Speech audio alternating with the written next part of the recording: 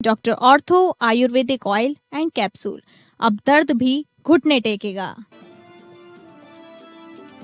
ईरानी missile हमलों से दहला इजरायल के सबसे बड़े परमाणु प्लांट वाले शहर जिमोना पर मिसाइल हमला।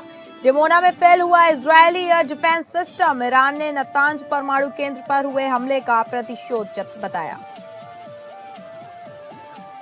22 देशों की ईरान से हॉर्मुज पर एक साथ वार्निंग देकर अपील। संयुक्त बयान जारी कर ईरान से हमले रोकने और हॉर्मुज को बहाल करने की अपील की। 22 देशों कमर्शियल जहाजों पर हमलों को अंतर्राष्ट्रीय सुरक्षा के लिए गंभीर खतरा बताया। हमलों से ग्लोबल सप्लाई चेन बाधित। जंग के बीच भारत की दमदार कूटनीति। अमेरिका के टेक्सास से निकला जहाज पिक्सिस पायनियर मंगलुरु बंदरगाह पर रविवार सुबह पहुंचा। भारत ने हॉर्मुज पर निर्भरता कम करने के लिए अमेरिका से एलपीजी की आपूर्ति को बढ़ावा दिया।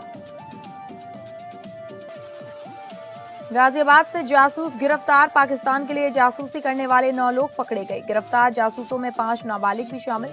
जासूसों के कब्जे से पुलिस ने महत्वपूर्ण रेलवे स्टेशन पर लगाए गए 2 सीसीटीवी कैमरा बरामद किए।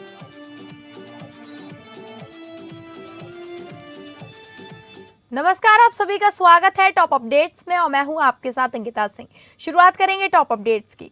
इजरायल और ईरान के बीच जारी युद्ध एक भयावह मोड़ ले लिया है जब ईरान की एक बैलिस्टिक मिसाइल दक्षिण इजरायल के शहर जिमोना पर जा गिरी। यह शहर न केवल इजरायल के परमाणु रिएक्टर का घर है बल्कि अपनी विशाल भारतीय आबादी के कारण लिटिल इंडिया के नाम से भी मशहूर है। इस हमले में कम से कम 100 लोग घायल हुए हैं। इजरायली रक्षा बल ने स्वीकार किया है कि उनका एयर डिफेंस सिस्टम इस मिसाइल को इंटरसेप्ट करने में नाकाम रहा। मिसाइल एक सामुदायिक भवन पर गिरी जिससे आसपास के पुराने घर ढह गए। ईरान ने इस हमले को अपने नतांज परमाणु केंद्र पर हुए हमले का प्रतिशोध बताया है। हालांकि अंतर्राष्ट्रीय परमाणु ऊर्जा एजेंसी ने स्पष्ट किया है कि डिमोना स्थित परमाणु अनुसंधान केंद्र सुरक्षित है और वहां किसी नुकसान के संकेत नहीं मिले हैं। मिडिल ईस्ट में युद्ध और दुनिया में क्रूड गैस सप्लाई के लिए सबसे महत्वपूर्ण समुद्री रूट हॉर्मुज स्ट्रेट में हमलों से रुकावट से तेल संकट गहराता हुआ नजर आ रहा है। इस बीच अमेरिकी राष्ट्रपति डोनाल्ड ट्रंप ने हॉर्मुज स्ट्रेट को 48 घंटे के अंदर खोलने की चेतावनी दी है, अन्यथा ऊर्जा प्लांट को तबाह करने की धमकी भी दी है। वहीं यहाँ पर जापान से जर्मनी तक और ब्रिटेन से यूएई तक 22 देशों ने ईरान से हमले रोकने और हॉर्मुज को बहाल करने की अपील की। ईरान से हॉर्मुज स्ट्रेट को खोलने की अपील करने वाले देशों में संयुक्त अरब अमीरात, Bahrain, Britain, Germany, France, Japan, दक्षिण कोरिया और ऑस्ट्रेलिया के साथ अन्य देश शामिल हैं। सभी देशों ने ईरानी सेना द्वारा हॉर्मुज प्रभावी रूप से बंद किए जाने पर चिंता जताई और संयुक्त बयान जारी कर बड़ी चेतावनी भी दी है। बयान में कमर्शियल जहाजों पर हमलों और रूट बंद किए जाने को अंतर्राष्ट्रीय शांति और सुरक्षा के लिए गंभीर खतरा बताया है। मिडिल ईस्ट में जंग की वजह से हालात खराब हैं। ईरान और इजरायल अमेरिका के बीच जंग छिड़ी है और इस जंग का सबसे बड़ा असर पड़ा है हॉर्मुज की खाड़ी पर। वो पतला समुद्री रास्ता जिससे दुनिया का 20% तेल और गैस गुजरता है। भारत ने हॉर्मुज की खाड़ी पर निर्भरता कम करने के लिए अमेरिका से एलपीजी की आपूर्ति को बढ़ावा दिया है। इसका परिणाम ये हुआ कि अमेरिका के टेक्सास से निकला जहाज पिक्सिस पायनियर मंगलुरु बंदरगाह पर रविवार सुबह पहुंच गया। इंडियन ऑयल और भारत पेट्रोलियम के लिए 29 मार्च को अमेरिका से एक और जहाज 30,000 टन गैस लेकर आएगा। यह एचपीसीएल के लिए है।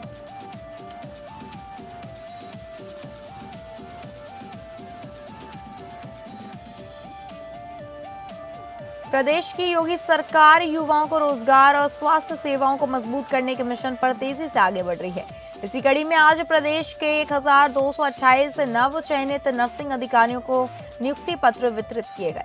मुख्यमंत्री योगी आदित्यनाथ लोक भवन सभागार में भव्य कार्यक्रम में खुद 492 अभ्यर्थियों को नियुक्ति पत्र सौंपा, जबकि बाकी 736 को 13 राजकीय मेडिकल कॉलेजों और 2 प्रमुख संस्थानों में स्थानीय जनप्रतिनिधि लाइव प्रोग्राम के दौरान पत्र सौंपा।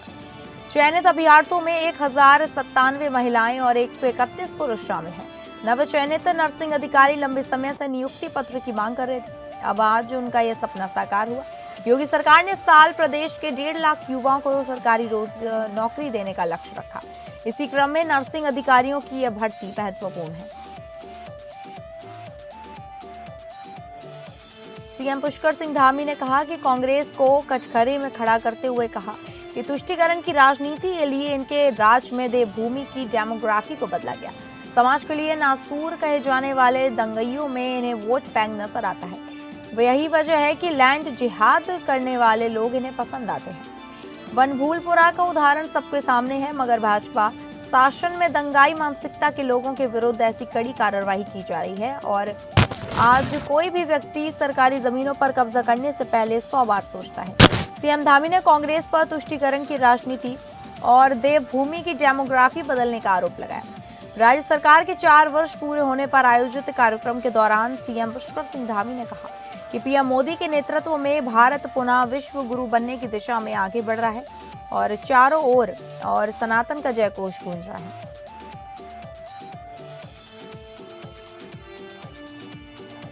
गाजियाबाद में पाकिस्तान के लिए जासूसी करने वाले 9 लोग पकड़े गए हैं, जिसमें 5 नाबालिग शामिल हैं।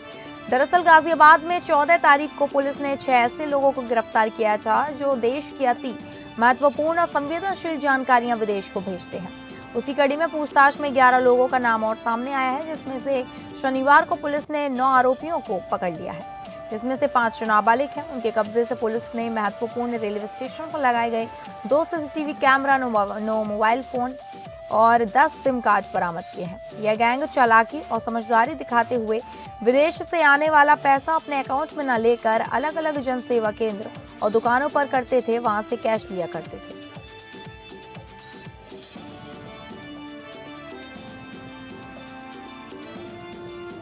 गाजियाबाद नगर निगम में एक पत्र ने पूरे निगम में हड़कंप मचा दिया है। अपर नगर आयुक्त जंग बहादुर यादव ने अपनी जान को खतरा बताते हुए कई बड़े अधिकारियों को पत्र लिखा है, जिसके बाद प्रशासनिक और राजनीतिक हलकों में हलचल तेज हो गई। गाजियाबाद नगर निगम में उस समय सनसनी फैल गई जब अपर नगर आयुक्त जंग बहादुर यादव का एक पत्र सामने आया। इस पत्र में उन्होंने अपनी जान को खतरा बताया है और पुलिस कमिश्नर, डीएम, नगर आयुक्त और मेयर को इसकी जानकारी दी है। सूत्रों के मुताबिक इस पत्र के बाद नगर निगम के अंदर गुटबाजी भी साफ तौर पर नजर आने लगी है। अधिकारी और पार्षद अलग अलग खेमों में बंटते दिख रहे हैं, जिसमें माहौल और ज्यादा तनावपूर्ण हो गया है। फिलहाल इस पूरे मामले को लेकर प्रशासन सतर्क हो गया है और सुरक्षा के मद्देनजर जरूरी कदम उठाए जा सकते हैं।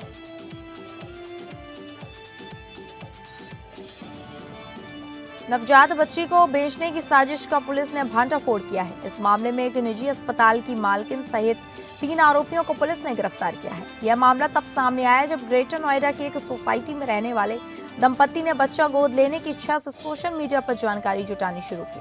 कुछ संदिग्ध लोगों ने उनसे संपर्क कर बच्चा दिलाने के नाम पर मोटी रकम मांगी। सूचना मिलने पर एंटी ह्यूमन ट्रैफिकिंग यूनिट, बाल कल्याण समिति और बिसरख कोतवाली पुलिस सक्रिय हो गई। सादे कपड़ों में तैनात पुलिस टीमों ने उसे रंगे हाथ पकड़ लिया।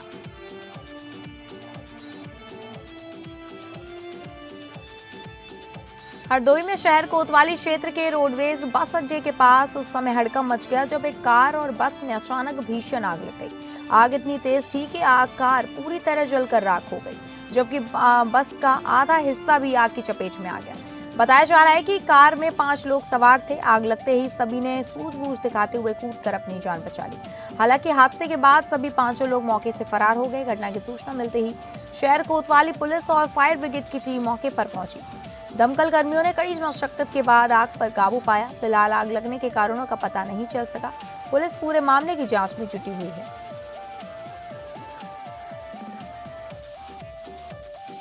उत्तर प्रदेश के हरदोई जनपद से एक खबर सामने आ रही है, जहां ट्रांसफार्मर से तेल चोरी करने वाले एक शातिर अभियुक्त को पुलिस ने मुठभेड़ के बाद गिरफ्तार कर लिया है।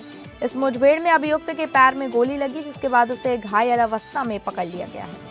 बताया जा रहा है कि गिरफ्तार अभियुक्त पर पहले से ही करीब 45 मुकदमे दर्ज हैं, जिससे उसकी आपराधिक पृष्ठभूमि का अंदाजा लगाया जा सकता है। पुलिस के अनुसार यह अभियुक्त जनपद के विभिन्न थाना क्षेत्रों में ट्रांसफार्मर से तेल चोरी करते घटनाओं में शामिल हो चुके हैं। यह कार्रवाई थाना पाली और पचदेवरा की संयुक्त पुलिस टीम के द्वारा की गई। पुलिस ने अभियुक्त के कब्जे से 20,000 रुपए नकद, एक कार, एक मोबाइल फोन, करीब 40 लीटर ट्रांसफार्मर तेल और एक अवैध हथियार बरामद किया है। कानपुर नगर के तहसील नरवल क्षेत्र के ग्राम भूखनाही में करीब 20 सालों से लंबित नाली विवाद का समाधान प्रशासन की पहल हो गया है। यह मामला हाल ही में जनता दर्शन में जिलाधिकारी के सामने रखा गया था, जिसके बाद उन्होंने इसे गंभीरता से लेते हुए तत्काल कार्यवाही के निर्देश दिए। ग्राम पंचायत द्वारा प्रस्तावित नाली निर्माण कार्य लंबे समय से कुछ ग्रामीणों के विरोध के कारण रुका हुआ था। इससे जल निकासी बाधित हो रही थी और गांव के लोगों को काफी परेशानी का सामना करना पड़ रहा था। शिकायत मिलने पर उप जिलाधिकारी नरवल विवेक कुमार मिश्रा ने त्वरित कार्यवाही करते हुए एसीपी चकेरी और खंड विकास अधिकारी सरसोल के साथ मौके का निरीक्षण किया। प्रशासनिक टीम ने सख्ती और समझाइश के साथ दोनों पक्षों को सहमति के लिए तैयार किया।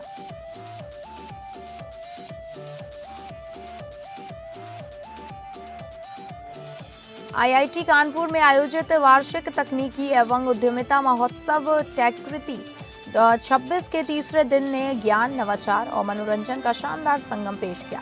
पूरे दिन परिसर में उत्साह और ऊर्जा का माहौल बना रहा। कार्यक्रम की शुरुआत वुमेन पैनल से हुई, जिसमें स्टेम एंड उद्यमिता में महिलाओं की भागीदारी, नेतृत्व और समावेशन पर अपने विचार साझा किए गए। इसके बाद AWS की head of DevRel APJS Mona Neelakantha ने the dawn of agentic AI विषय पर कीनोट सत्र में स्वायत्ता और क्रियाशील AI एजेंट्स की अवधारणा को सरल ढंग से समझाया। एयर मार्शल बालाकृष्णन मणिकांतन ने ऑपरेशन सिंदूर पर व्याख्यान देते हुए भारतीय वायुसेना के मिशनों, रणनीति और नेतृत्व के अनुभव साझा किया, जिसने युवाओं में देशभक्ति का संचार किया। टेक्कृति 26 का तीसरा दिन नवाचार, प्रतिस्पर्धा और मनोरंजन का जीवंत उदाहरण बनकर सामने आया।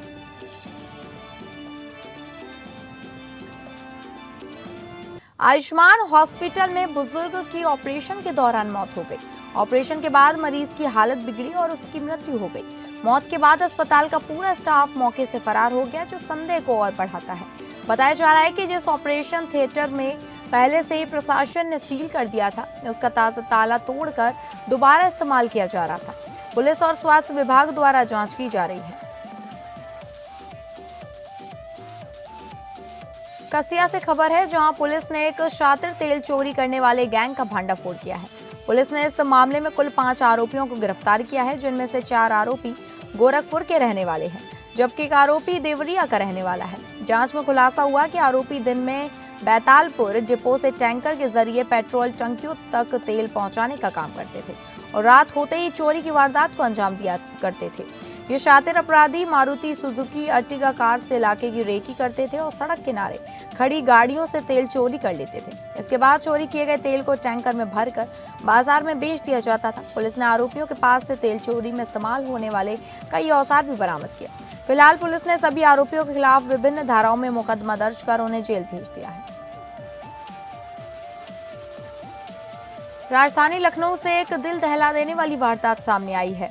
निशांतगंज इलाके में सचिवालय से रिटायर्ड 69 वर्षीय महिला निर्मला देवी की हत्या कर दी गई। बताया जा रहा है कि महिला का शव उनके ही घर के कमरे में मिला, जहां उनके हाथ पैर रस्सी में बंधे हुए थे।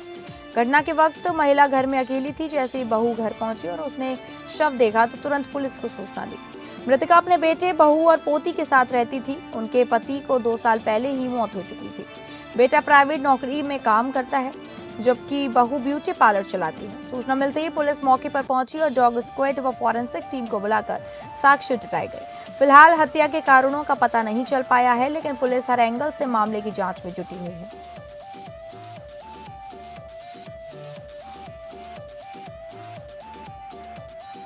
थाना कुर्रा क्षेत्र के ग्राम दादपुर में जमीन के विवाद को लेकर 2 पक्षों में बुधवार को जमकर लाठी डंडों से मारपीट हुई। आरोप है कि इस दौरान दबंगों ने घर में घुसकर महिलाओं के साथ भी हिंसा की। मारपीट में कई लोग गंभीर रूप से घायल हुए हैं और उन्हें इलाज के लिए अस्पताल में भर्ती कराया गया है। घटना का वीडियो सोशल मीडिया पर वायरल हो गया है, जिसे देखकर इलाके में तनाव का माहौल है। पुलिस इस वायरल वीडियो की जांच पड़ताल में जुटी हुई है। उत्तर प्रदेश के पिछड़ा वर्ग कल्याण राज्य मंत्री नरेंद्र कश्यप शाहजहांपुर पहुंचे, जहां उन्होंने उत्तर प्रदेश के 9 साल पूरे होने पर उन्होंने वहां कार्यक्रम में शामिल हुए। इस दौरान उन्होंने कहा कि यूपी में योगी ने असंभव को भी संभव बनाया है। यहां 2017 से पहले युवाओं के हाथ में तमंचे थे, लेकिन योगी सरकार ने युवाओं के हाथ में टैबलेट्स देकर उन्हें हाईटेक बनाया है। इस दौरान उन्होंने कांग्रेस पार्टी पर भी निशाना साधा और कहा कि कांग्रेस पार्टी ने 55 साल तक काम किया और सिवाय भ्रष्टाचार और परिवारवाद के कुछ नहीं किया। कांग्रेस पार्टी को यूपी में पूरी तरह से नकार दिया गया है। नरेंद्र ने कहा कि यहाँ के अटल ऑडिटोरियम में पहुंचकर सरकार के 9 साल पूरे होने पर लाभार्थियों को प्रमाण पत्र सौंपे। इसके अलावा नवजात शिशुओं को अन्नप्राशन कराया और सरकार की योजनाओं से जुड़ी प्रदर्शनी का उद्घाटन किया। भिंगा से एक जागरूकता बाइक रैली की शुरुआत हुई, जिसका मकसद महिलाओं की सुरक्षा, सम्मान और स्वावलंबन को बढ़ावा देना है। पुलिस लाइन भिंगा ने से एसपी राहुल भाटी ने रैली को हरी झंडी दिखाकर रवाना किया। रैली में महिला पुलिस कर्मियों ने नारों वाली तख्तियों के साथ हिस्सा लिया और संदेश दिया कि महिला सुरक्षा हर किसी की जिम्मेदारी है। एसपी राहुल भाटी ने कहा, नारी सुरक्षा के लिए पुलिस सदैव तत्पर है और इस पर 1090 और 112 सहित कई हेल्पलाइन नंबरों की जानकारी भी साझा की गई। रैली में विशेष ध्यान साइबर सुरक्षा और महिला जागरूकता पर दिया गया। हरदोई जिले के पिहानी थाना क्षेत्र अंतर्गत ग्राम गोरिया में शुक्रवार दोपहर एक मासूम बच्चे पर आवारा कुत्ते के झुंड ने हमला कर दिया। स्थानीय लोगों के अनुसार बच्चे पर अचानक हमला हुआ और उसे मुंह और पीठ को पूरी तरह से नोच दिया गया, जिससे उसकी हालत गंभीर बनी हुई है। परिजनों और ग्रामीणों में दहशत का माहौल है और यह इलाका पहले भी आवारा कुत्तों की समस्या से जूझ चुका है। फिलहाल बच्चे को अस्पताल में भर्ती कराया गया है और मामले की जांच जारी है।